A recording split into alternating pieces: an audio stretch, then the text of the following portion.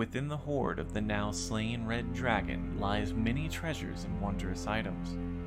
As the party picks through their spoils, the rogue spots a small ornate box tucked beneath a pile of jewelry. He moves closer to reach for the box and is taken aback by the strong magical power emanating from within. Opening the box, it reveals a deck of cards, carved in ivory and glowing with potent arcane force. A wry smile crosses his lips as he remembers hearing the legends of such a deck in his travels. The deck of many things. Each draw a gamble, each draw powered by an incredible unknown source. Many of the cards grant a great boon, while others spell certain doom. He turns to his party, holding up the set of cards and says, "I'll draw one card, thank you." The card glows with a deep purple light as the halfling disappears from sight. His armor, weapons, and all worldly possessions left behind where he stood.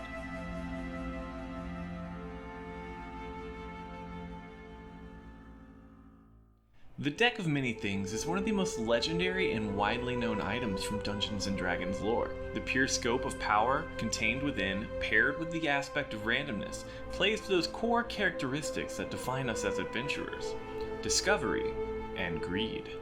The deck is made up of 22 cards, though some decks are shown containing only 13. The 22 cards included are the Vizier, the Sun, the Moon, the Star, the Comet, the Fates, the Throne, the Key, the Knight, the Gem, the Talons, the Void, the Flames, the Skull, the Idiot, the Donjon, Ruin, Euryale, the Rogue, Balance, the Fool, and the Jester. Now that we know the names of each of the cards, let's break them down individually and see just what they can do. Balance. This card causes a polar shift in character alignment. A lawful character becomes chaotic, and a good character becomes evil. The Comet. If you defeat the next hostile creature you face in single combat, your character gains enough experience points to reach the next level. The Donjon. Our poor rogue fell prey to the Donjon in the opening. This card causes the character to disappear, leaving behind all belongings and to be transported to an interdimensional prison. There is no way to locate this prison aside from the wish spell. Euryale. This card bears the face of a Medusa and gives a -2 penalty to all saving throws. Only a god or the Fates card can reverse this effect. The Fates. This card allows the wielder to avoid or erase one event as if it had never occurred. You can hold on to this card until you die. The Flames. You've cut the eye of a powerful devil. They will forever plague your life and work towards your downfall. The Fool. You lose 10,000 experience points and must draw again. If losing 10,000 experience points would reduce your level, you instead have the minimum amount needed to maintain your current level. The Gem. 50,000 gold pieces worth of gems and jewelry appear at your feet. The Idiot. Your intelligence ability score is permanently reduced by 1d4 plus 1. You may draw another card if you choose. The Jester. You gain 10,000 experience points, or you may choose to draw 2 more cards past your declared number of draws. The Key. A rare or better magic item appears in your hands, chosen by the Dungeon Master. The Knight. You gain the service of a level 4 fighter. They are the same race as your character and serve you loyally until death. The Moon.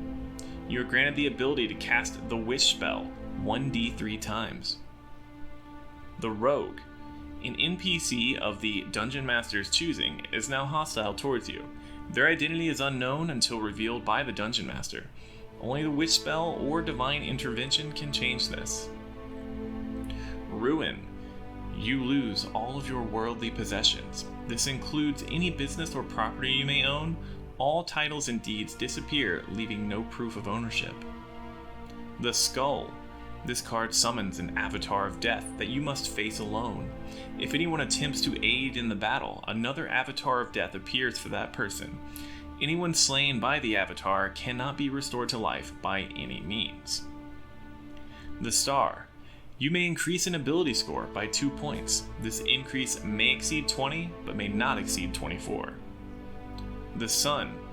You gain 50,000 experience points, and a wondrous item of the Dungeon Master's choosing appears in your hand. The Talons.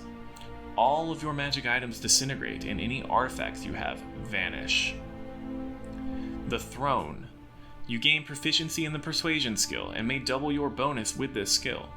You also gain rightful ownership to a keep somewhere in the world, but it first must be cleared of its hostile inhabitants. The Vizier. At any time within a year of drawing this card, you may ask a question while in deep meditation and receive a truthful answer from the Dungeon Master. And finally, the Void. This card causes the character's soul to be taken from their body and contained in an item of the Dungeon Master's choosing. The item is guarded by one or more powerful creatures. A wish spell cannot restore your soul, but can reveal the location of your prison. Looking at the deck of many things, you may wonder why it's such a popular item, given that it can cause such terrible things to happen. Adventurers love the risk. They will gladly wager utter destruction if it means a huge boost in level or potentially gaining a powerful magic item. Personally, I incorporate a deck of many things in almost all of my campaigns, and from experience, I can tell you that they will always go for it. Maybe just one at first, but soon even the most intelligent or wise characters will fall prey to their own greed and draw from the deck. This item has huge potential to derail a campaign and should only be used after careful consideration. Your players will love it, but it will only make your job that much harder. Use discretion as a dungeon master when deciding when to incorporate the deck of many things, and remember, we aren't the bad guys, we just play them.